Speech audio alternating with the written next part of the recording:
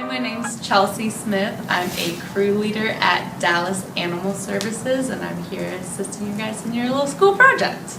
Okay, so the first question is, how many dogs come to the shelter every day? It varies on a day-to-day basis, especially during our busier months, which are during late spring, early summer, late fall. We average at about 100 animals impounded into the shelter on a daily basis. Now during the colder months, that the number does tend to decrease a little bit, but we still tend to average around roughly about 100 animals a day. Okay. How many come injured? That number is a little hard for me to estimate just because I typically work on the adoption side of things. I don't necessarily see as much of the impounding. Typically, I'd say we average maybe about one serious injury, maybe once to twice a week, and then minor injuries, a minor limp, maybe a skin infection, something like that. We maybe see 1 to 2 of those types of minor injuries on a daily basis. Okay. And have you personally ever witnessed having a situation where a dog comes since he's been through cruelty and animal abuse and he gets so traumatized and it's really hard to handle? We definitely have seen quite a few cases like that in the shelter here. Unfortunately, a lot of the time the animal comes to us as a stray, so we don't necessarily see the treatment that they underwent or exactly what type of abuse they sustained, but there's a lot you can tell by the behavior of the animals. A lot of the animals that we have, common behaviors is animals that are completely shut down, animals that are extremely malnourished, their bones are showing, they're very, very thin, very, very underweight. We see quite a few that are very shy and haven't been properly socialized, and it's really difficult for those animals because they have a harder time getting adopted. So then it takes a lot more of our attention, our time to help rehab those animals. But we do see a lot of happy endings for those ones as well. We've had many come to our adoption side that are very unsocialized, very not eager to come up to people, and after a few weeks of us, spending lots of time with them, hanging out with them, feeding them treats, talking to them, you see the dogs make a complete 180 and they're happy, go lucky, wags tailing, and they end up getting adopted by wonderful families. And the last question is, have you ever had a situation where a dog has been, how to say it, like, has been through an experience really, really bad that you had to put him down?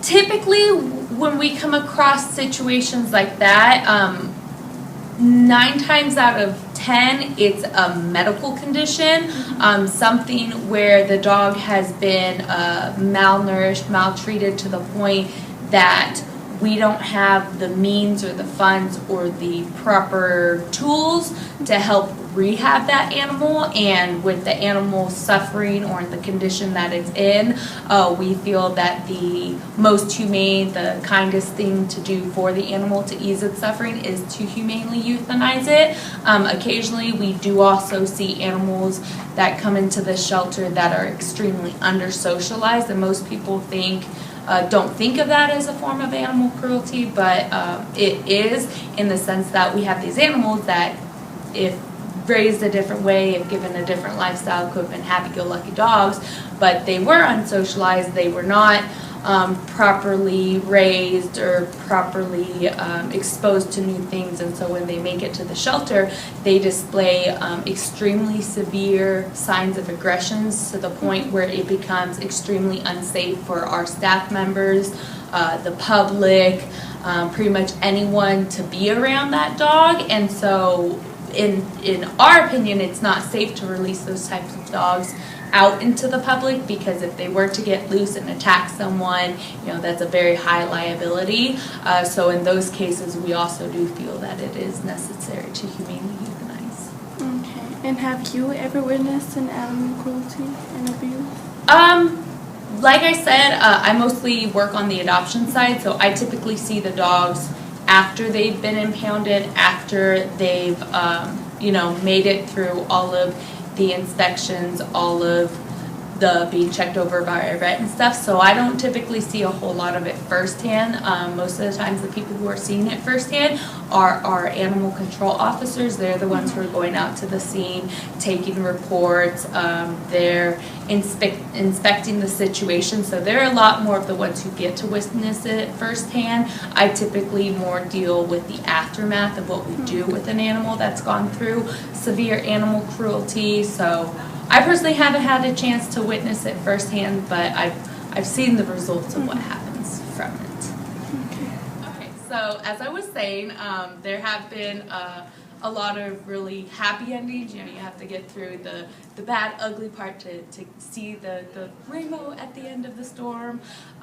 There's one dog in particular that I remember when she first came to our shelter, she was petrified. This dog would not walk on a leash. She, anytime you entered her kennel, she immediately went to hide either behind a chair or under a bed. She would shiver and shake the entire time that you were in the kennel with her.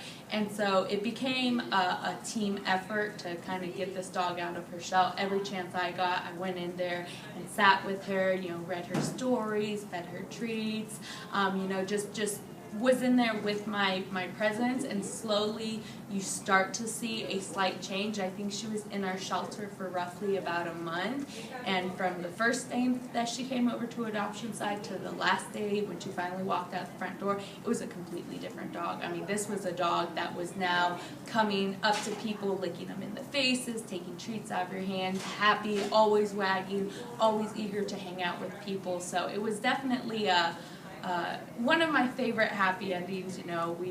We really got to make a difference in that animal's life, and there's a saying that I like, a dog's not going to be in your life forever, but you can be in a dog's life forever. And for her, that month that she got to spend with us, that month that we gave her attention and love and cared for her, it made a huge difference for her life. She may have not been able to find a loving home if we hadn't taken that time and rehabbed her and made sure that she had a good new start to her life. And she got adopted by a wonderful family. I did the adoption on her, and it was, I'm gonna get a little emotional. It was a wonderful, wonderful, happy ending for her.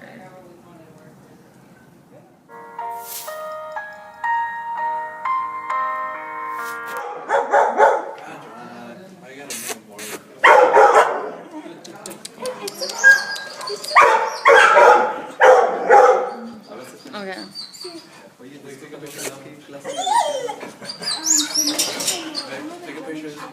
Would it be?